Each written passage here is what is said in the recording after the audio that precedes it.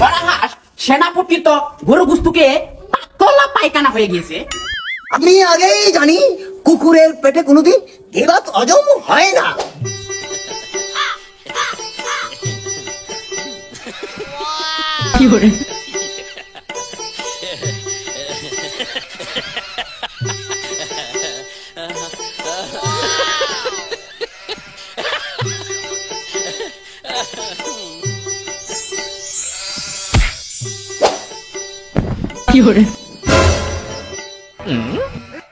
উজির সাহেব সেনাপতি কোথায়? আজ্ঞে হুজুর, উস্তাকে মাফ করবেন জাহাপনা। আজ সকাল থেকে আমার দরবারে সেনাপতিকে দেখতে পাচ্ছি না। সেনাপতি কোথায়? মরাহাস সেনাপতির তো গরু গুস্তুকে পাতলা পায়খানা হয়ে গিয়েছে, তাই সকাল থেকে সেনাপতি টয়লেটে যাচ্ছে আর আসছে, আসছে আর যাচ্ছে। আমি এত কিছু জানতেও চাই না, বুঝতেও চাই না। যে করে হোক সেনাপতিকে রাজ দরবারে হাজির করো। জি হাগিয়া হুজুর।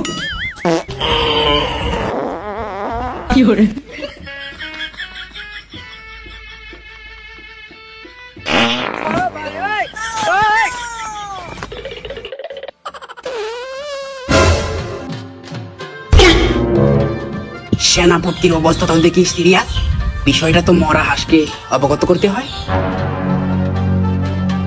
হুজুর হুজুর, সেনাপতি তো যে অবস্থা আমার একার পক্ষে আনা সম্ভব না। খামোশ বেত্তমে, তোমাদের দ্বারা কিছুই হবে না। পাহাড়ি, তুমি তোমার সঙ্গকে নিয়ে যাও। জি হুজুর, আমি এক্ষুনি যাচ্ছি।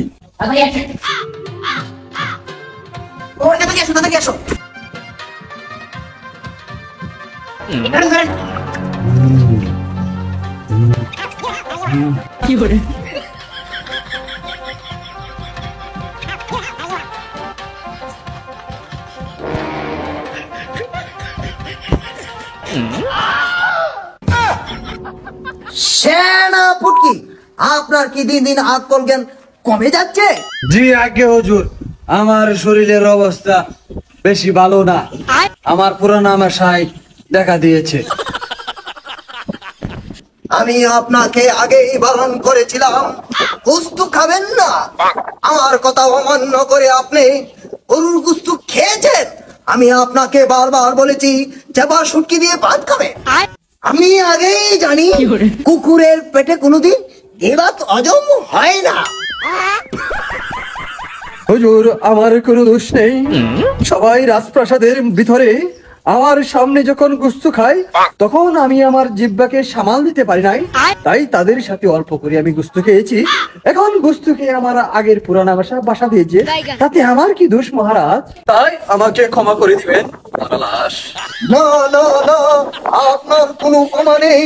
বহুদিন হয়ে গেল, আজও আমি আমার নানিমার মুখ দেখতে পাইনি। তবে কি আমি আমার নানিমাকে দেখতে পাবো না?